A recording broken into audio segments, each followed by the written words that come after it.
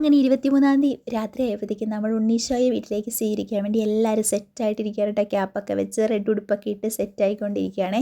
അപ്പോൾ ഇതാ ഉണ്ണീശോയെ ടേബിളിൽ ഞാനൊരു ക്ലോത്തൊക്കെ വിരിച്ച് അവിടെ ഉണ്ണീശോയ്ക്ക് വേണ്ടി സെറ്റ് ചെയ്തുകൊണ്ടിരിക്കുകയാണ്. ലാസ്റ്റ് ഘട്ട മിനുക്ക് പണിയിലേക്ക് വന്നേക്കാണ്ടോ. പുൽക്കൂട്ടിൽ കാറ്റ് വീശിയ കാരണം പൂജരാജാക്കന്മാരും അങ്ങനെ ആട്ടിടയന്മാരും എല്ലാവരും കൂടെ തലയും കുത്തി ഉരുണ്ട് വീണ് കിടക്കായിരുന്നു. അവരെയൊക്കെ ഒന്ന് കറക്റ്റ് സ്ഥലത്ത് അടുക്കി പെറുക്കി വെച്ചു. അപ്പോൾ ഇതെങ്ങനെയൊക്കെ ആയിരുന്നു കേട്ടോ തട്ടിക്കൂട്ടിയ നമ്മുടെ പുൽക്കൂട് ഇരിക്കുന്നത് രാത്രിയിൽ കാണാൻ വേണ്ടിയിട്ട്.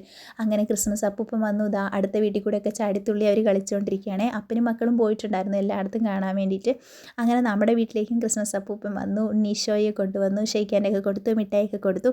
അപ്പോൾ ഉണ്ണീശോയ്ക്ക് നേർച്ചയൊക്കെ ഇട്ട് ഉമ്മയൊക്കെ കൊടുത്തു. കഴിഞ്ഞ വർഷം ഈ സമയത്ത് ഞാൻ അപ്പൂട്ടനെ പ്രഗ്നൻ്റ് ആയിരുന്നു. ഞാൻ ഇങ്ങനെ ഛർദ്ദിച്ച് ഒട്ടും വയ്യാണ്ട് കേട്ടോ ഉണ്ണീശോ വന്നപ്പോഴത്തേക്കും ഉമ്മ വയ്ക്കാൻ വേണ്ടി വന്നപ്പോൾ ഞാൻ ഇങ്ങനെ പ്രാർത്ഥിച്ചായിരുന്നു ഉണ്ണീശോയെ പോലെ ഒരു കുഞ്ഞിച്ചെറുക്കനെ എനിക്ക് കിട്ടണമെന്നൊക്കെ. അപ്പോൾ അതുപോലെ നമ്മുടെ കുഞ്ഞിച്ചെറുക്കനെയൊക്കെ ഉണ്ണീശോ തന്നിട്ടുണ്ട്. അപ്പോൾ ഇപ്രാവശ്യത്തെ പാലക്കയത്തെ കരോൾ അടിപൊളിയായിരുന്നു കേട്ടോ. നല്ല ആക്റ്റീവായിരുന്നു അവരെല്ലാവരും. അപ്പോൾ അങ്ങനെ അടിപൊളിയായിട്ട് ഈ വർഷത്തെ നമ്മുടെ ക്രിസ്മസ് നമ്മൾ കരോൾ ഈ വർഷത്തെ അങ്ങനെ ആഘോഷിച്ചു കേട്ടോ. ഇവനെ ഞാനെടുത്ത് ഇങ്ങനെ കുലുക്കി കാണിക്കുന്നുണ്ട്. പക്ഷേ അവനൊരു റിയാക്ഷനൊന്നുമില്ല. അവനിങ്ങനെ എല്ലാം നോക്കി കാണുന്നുണ്ട്. കരച്ചിലും ഇല്ല, ചിരിയും ഇല്ല. അപ്പോൾ അപ്പനും മക്കളും കൂടെ എല്ലായിടത്തും പോയി തിരിച്ചു വന്നേ.